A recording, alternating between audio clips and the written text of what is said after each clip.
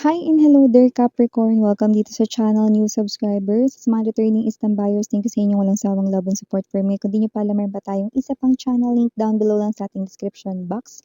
Kaya kung interesado, i-click lang yan para makarating kayo doon. Araw-araw ay nag-upload tayo ng collective readings for all signs there. At bago natin tingnan ang inyong June 2026 messages, Capricorn. Okay, paalala lang na wala tayong gender dito, babae, lalaki, LGBT. Possible magpalit ng roles kasi general reading ito. And at the end of the day, lahat ay may free will na free mong gamitin anytime, anywhere. So, cross-watchers ni Capricorn, welcome ka rin. May Capricorn placements sa natal/birth chart, welcome din kayo. Just take only what resonates. So, let's go ahead and check this mga mensahe for you. Capricorn, maraming salamat Archangel Michael, Guardian Angels ni Capricorn. Messages for their June 2026, please. What does Capricorn needs to know for the month of June 2026?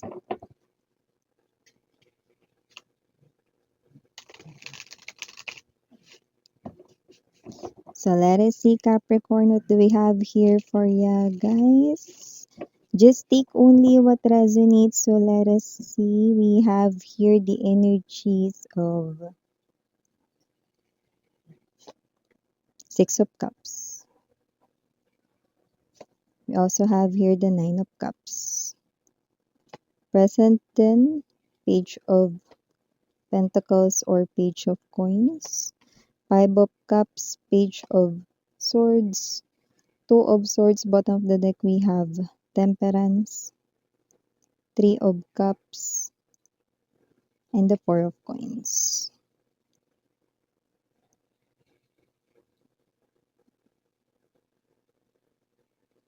Okay, so sa nakikita ko dito Capricorn, maaaring ngayong June ay may posible na may humabol pa ngayong summer. Like literal dito na magbakasyon, pwedeng hindi pupunta sa beach, no? Pero iba, yes, nature vibe.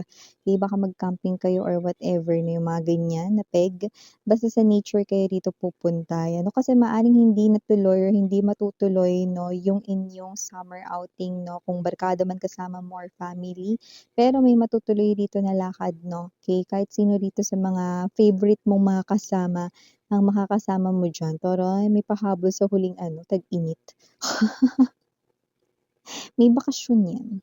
So, nakikita ko dito, no? Pero hindi talaga yun yung pinaka-role kung bakit matutuloy yun, no? Kung bakit yun matutuloy, no? Ito ang tunay na dahilan. Yan. No? Dahil meron dito, mga babes, no? Na ipakikita sa inyo ang katuparan ng inyong wish.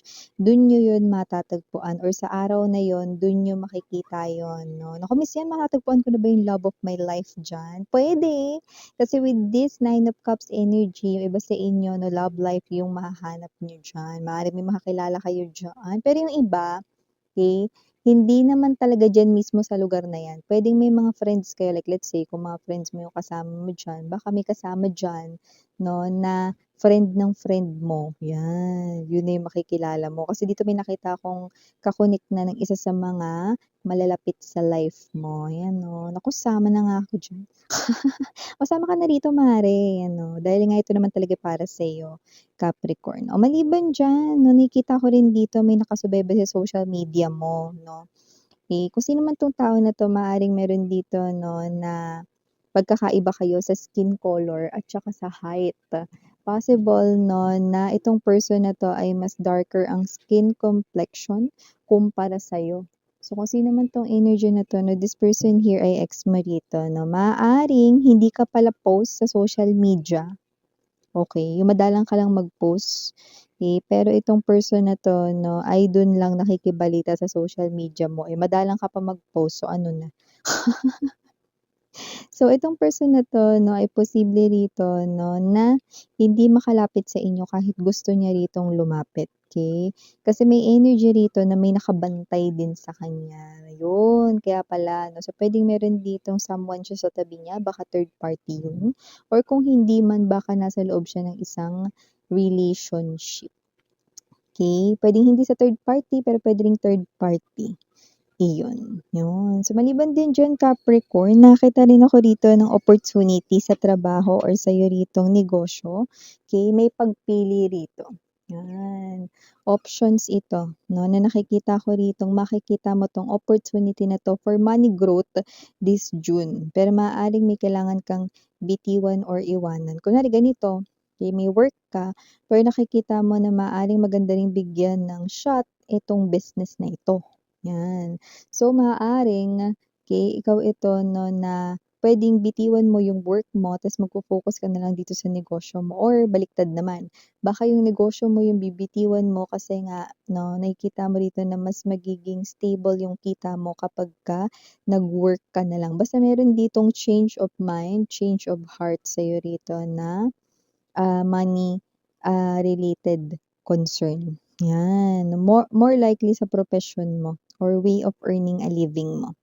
And maliban din diyan Capricorn, meron din ako nakikita ditong friend mo na may gusto sa'yo, matagal na, okey? So wala tayo ditong gender ha, pero napi-pick up ko dito same kayo ng gender. Ibig sabihin, okey, possible na siya ay LGBT. Kaya't may posibilidad na may gusto siya rito sa'yo pero tinatago niya lang, okey. Lumabas yun dito, bakit miss yan? Balak pa rin naman niyang itago. Pero dahil lumabas, alam ba kung anong ibig sabihin nun? Kasi, meron siya ritong may trigger, may pinagseselosan siya, yan. Either baka meron ka na kinakausap na iba or baka may boyfriend, girlfriend ka, tumitindi yung selos niya at, may energy siya rito na konting-konti na lang maaaring siya na rin yung mag-confess ng kanyang nararamdaman sa'yo. Okay, so ganun yung nakikita ko dito.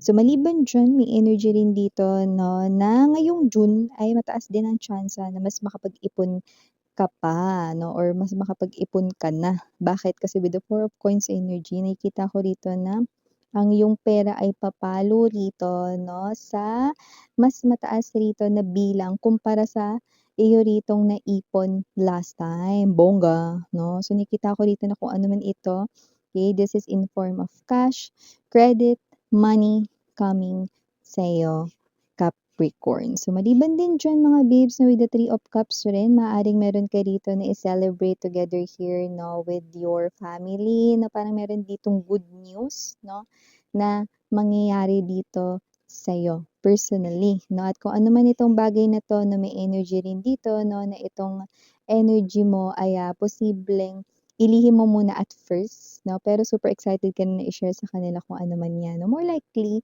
yung nakikita ko dito parang, ito yung bagay na parang like let's say personal. Example, okey, meron ka ritong dati lagi kang sumasali sa ganitong contest, 'di ka na nanalo. Pero maaaring manalo ka ngayon, 'yan 'no. So, maaaring ilihim mo muna 'no, tapos dun mo na lang ire-reveal kapagka kasama mo na yung madlang people mo rito, 'yan or yung mga favorite people mo. Example lang 'yan, hindi ko sinasabing yun yun 'no. Something na nagbibigay sa'yo dito ng good feeling 'no, but it could be also a contest, it could be also here claiming a prize, 'yan 'no, may ganun ding klase ng energy. Pero yung iba naman yung ise-celebrate dito 'no, wala namang kinalaman sa money. Pero puwedeng personally like, "Alam ba malapit na ata akong sagutin ng nililigawan ko." 'Yan, puwedeng gano'n yung energy, okey. O dahil diyan ilibre mo kami nito isang case ng soju, 'yan. So, mga gano'ng klase ng energy. Oh, so maliban din diyan 'no, nakakita ako ng energy rito 'no, na maaaring yung hinihintay mo na mensahe ay makarating na rito sa'yo, okey?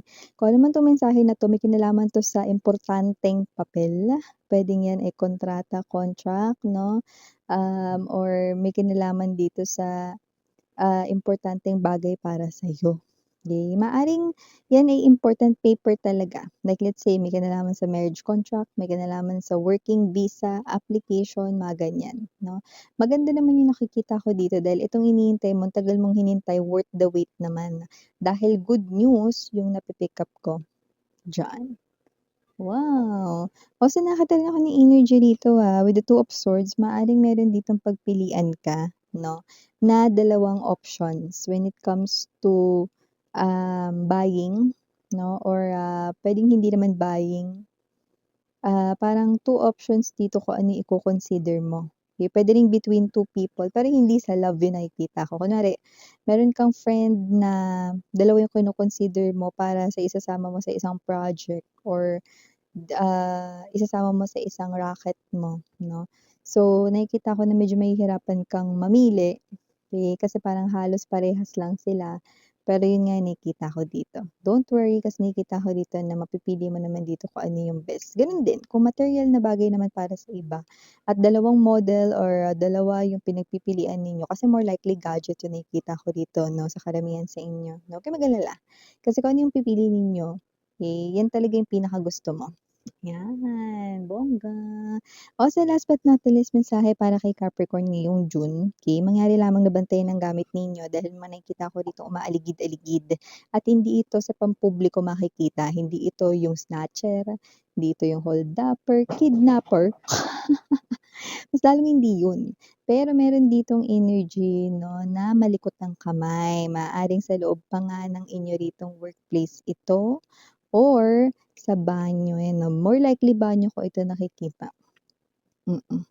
Kaya kung mahilig kayong maglapag ng mga importanteng gamit, cellphone, wallet, sa tabi muna tapos mag-aayos kayo, makeup pouch, natangay niyo yung makeup pouch ninyo na wala tayong gender dito 'no, pero naiwan yung wallet. O kaya yung cellphone, may malikot ang kamay sa inyo ritong workplace, 'yan 'no. Kaya naman be mindful of your belongings, okey? Lalo na sa mga mahihilig diyan na maglapag, okey? So yun ang mga nakikita nating mga mensahe dito para sa'yo. Capricorn, again, I'm Yuriana only for the girls and Yana Duna for the boys. Sarang Yellow and Light Cups. Annyeong.